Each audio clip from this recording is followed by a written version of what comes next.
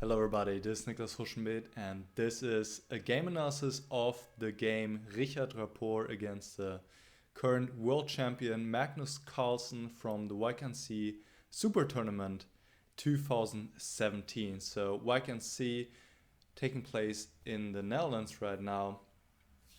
This tournament has been running for ages already. It's one of the oldest super tournaments, you could say. It's featuring 14 top players, and of course, first on the list is Magnus Carlsen, but also a number of other high caliber players. And they're playing a total of 13 rounds, and I would like to take a look at the game Rapport against Carlsen. So let's get started. Rapport beginning with one knight f3, and Rapport is known to play a little bit unusual openings time to time, and he has started many games in the past by going b3 in the first move, but here he actually goes b3 in the second move. And maybe just to give you a little idea of how the tournament is going for both players, Rapport not so well. He had 2.5 out of 7 before this round, and for Carlsen it's going fairly well. He had 4.5 out of 7 before this game, but he missed an easy win against Giro the round before. And also, just to let you guys know, I'm a little bit sick, so I apologize up front for, I don't know, whatever. It's just an excuse for everything. Okay, so let's see what happens here. So going b3 in the second move is more of a solid option because it doesn't allow black to go e5. As you can see, obviously this knight is stopping e5, so black is not able to grab complete control of the center. So this is more of a solid setup here, and actually the players are transposing into a well-known Reti line. Now white goes c4, and black chooses very solid setup as well, which you can actually remember for the future. This is standard good setup to choose. Bring the bishop out in front of the pawn chain, bishop goes to e7. This is very harmonious, just works out beautifully. But so is white's position also very, very harmonious and solid. So unlike in the previous games we have seen from Rapport, he's not doing anything crazy here in the opening. Now a3 was played, a5 to stop b4 from happening, to stop white from expanding on the queen side, and white plays queen b1 here, preparing the b4 push, which we'll actually see in a moment. Bishop h7, just a useful move to not run into any e4 moves at some point, which you could also argue queen b1 is also keeping an eye on e4, so kind of a multi-purpose move. So bishop h7, bishop drops back, and now b4, a takes b4, a takes b4. Now black cannot take this pawn right now. Very simple, just bishop takes f6, and the bishop is dropping on b4 next move. And here Carlsen played queen b6, and what actually happened, what we'll see in a moment, the position simplified, but not really in black's favor necessarily. So I think a very natural move would have been, an arguably better move would have been to go queen c7. And well, the point is, for one, of course, you're connecting the rooks, which is usually a good thing to do, and also you're preparing e5. So let's say if white now plays bishop c3 like he does in the game, now black can go e5, and you have the idea of going e4, you have the idea of going d4, and just seems to keep more play in the position and seems to give also black better chances. I mean, overall the position remains equal, but there's more potential to do something. So after queen b6, Rapport plays bishop c3, just protecting this pawn, and now Carlsen took on a1, and it looked like this was his whole idea already when he played queen b6, because otherwise the queen is not really that well placed. And now he took on b4. Now bishop takes b4, queen takes b4, and rook b1, and this is what I was talking about. This was more or less a forced sequence, and the position is simplified and it's about equal, but if anybody has chances here, it's pretty much white, because white has an active rook on the 7th rank, and I'm not sure why you would necessarily allow that as black. I mean, just if you compare the activity of the rooks here, then it's obvious that white is having an edge here. Even though the rook is not doing that much on the 7th rank, it is still more active than the black rook on f8. Alright, that being said, the position is still equal, but it seems to me a little bit more pleasant to play for white already. So e5 was played, and now d4, which is a good move. And now Carlsen took on d4. If e4, then white could play the knight to e5, which would be unpleasant because black cannot take because of this fork. And this knight is unpleasant. So e takes d4, knight takes d4, another pair of pawns come off the board, c5, knight 4 b3. Here black could take on c4, but what Carlsen did is also fine, it looks fine.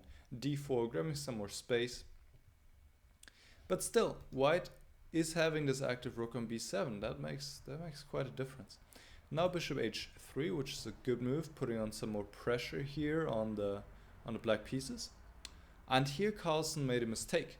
He went d3, which is interesting because, well, if white doesn't take like he did, then black gets this far advanced pawn, but it seems the picture, or what you see at first sight, is kind of fooling you, because first it looks good, but at second sight you notice, well, I just, all my other pieces are not well placed. So instead of going d3 here, black should have just exchanged rooks, rook b8, rook takes b8, queen takes, and what we'll see as a difference to the game, if white now plays queen a6, black has this resource available, bishop c2, attacking knight on b3, and this knight is kind of a little bit loose. And it's different with the pawn on d3, because then obviously black doesn't have this move bishop c2 available. Also here another move queen a5 possible to attack c5, but black can just go queen e5, protect the pawn on c5, attack the pawn on e2, and we see another advantage here of having these pawns on d4 and e2 still, because in the game, again, it's a different situation where the pawn is on d3 and the white pawn is on e3. So rook b8 was the way to go, and people have argued, well, Carlsen, as the tournament situation was and also the individual matchup, he was a clear favorite in this game, so he wanted to maybe pull a win with the black pieces, and you could argue he was trying too hard. Who knows? Who knows? But after d3, e3, now black's position is already unpleasant. Still, there are ways to defend here. You should probably still go rook b8. I mean, there's also this move g5, which the computer is recommending, but I find this hard to believe. Probably rook b8, just to exchange this active rook of white.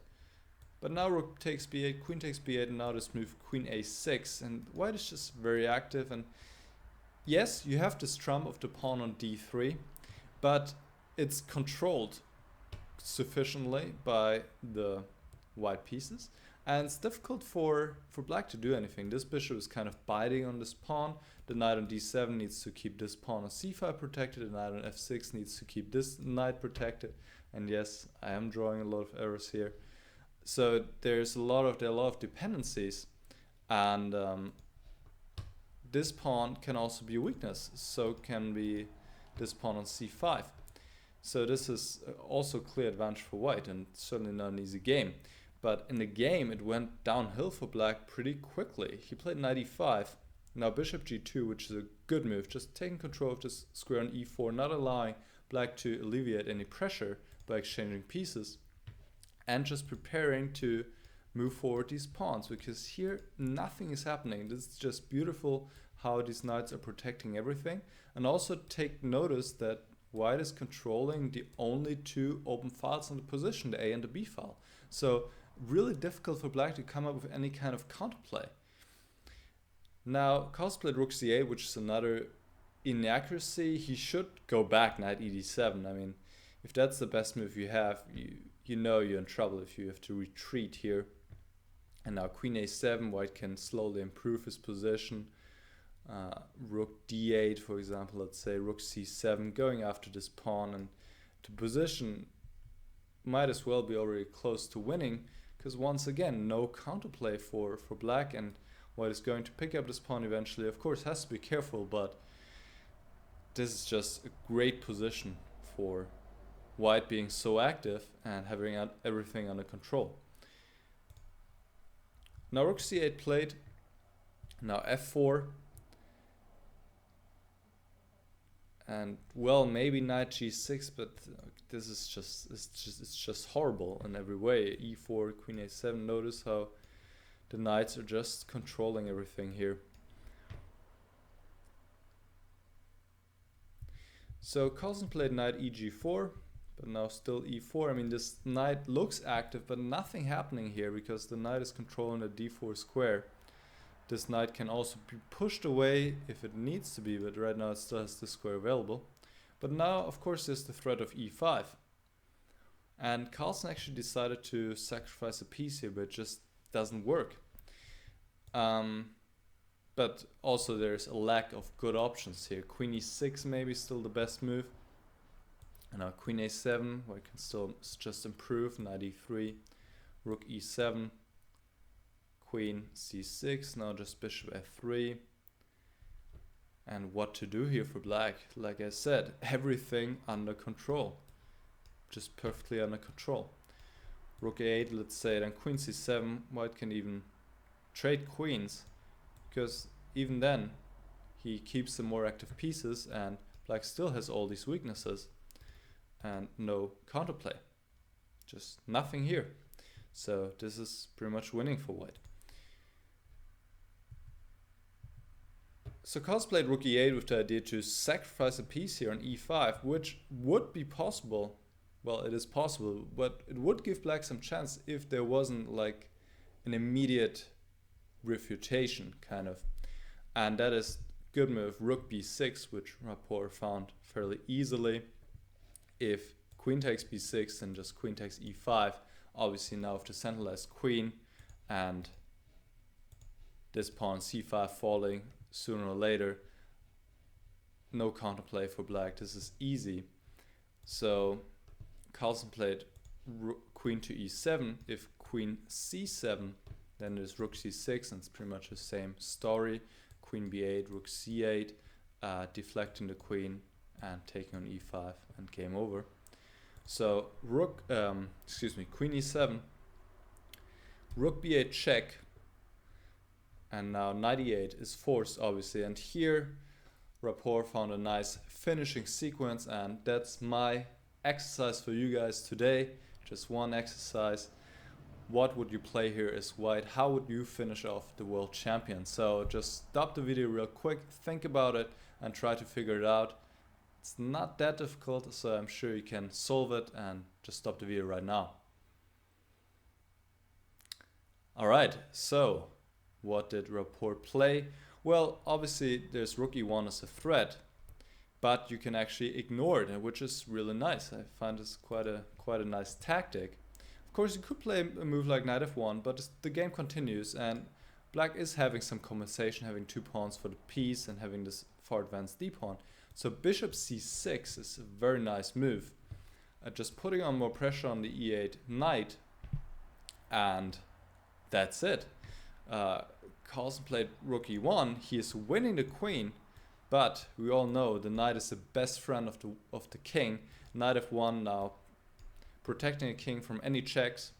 There's no check for black, and the problem is for him that rook takes e8 is coming no matter what you do.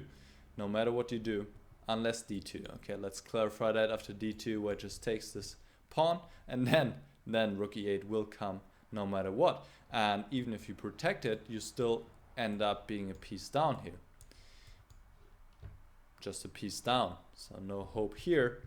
And the problem for black is that, well, if you move the queen to not lose the queen, well, then you're gonna lose your king, because this is a checkmate, a back rank checkmate, since the bishop is blocking the h7 square. So Rapport beats the world champion, the first loss for Magnus Carlsen in 2017. Quite a surprising upset, especially taking into account the tournament situation for both these players.